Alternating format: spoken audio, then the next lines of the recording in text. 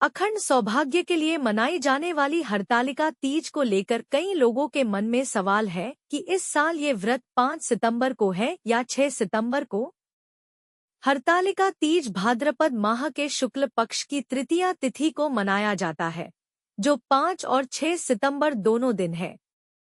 ऐसे में हरतालिका तीज की सही तारीख को लेकर लोगों के मन में काफी दुविधा है। ऐसे में आइए जानते हैं हरतालिका तीज की सही तारीख और पूजा मुहूर्त क्या है। भाद्रपद शुक्ल तृतीया तिथि को हरतालिका तीज का व्रत रखा जाता है। यह त्योहार भगवान शिव और माता पार्वती को समर्पित है। भाद्रपद माह के शुक्ल पक्ष की तृतीया तिथि 5 सितंबर को दोपहर 12:21 पर प्रारंभ होगी। इस तिथि का समापन 6 सितंबर को दोपहर 3:21 पर समाप्त होगा।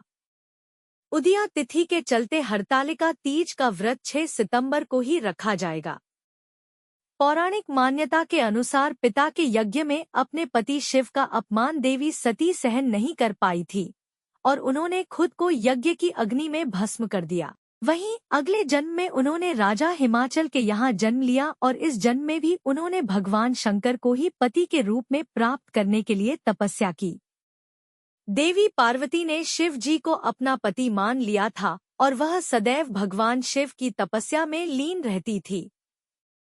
उनकी हालत देखकर राजा हिमाचल को चिंता सताने लगी और उन्होंने नारद जी से इस बारे में बात की। इसके बाद देवी पार्वती का विवाह भगवान विष्णु से कराने का निश्चय किया गया, लेकिन देवी पार्वती विष्णु जी से विवाह नहीं करना चाहती थी।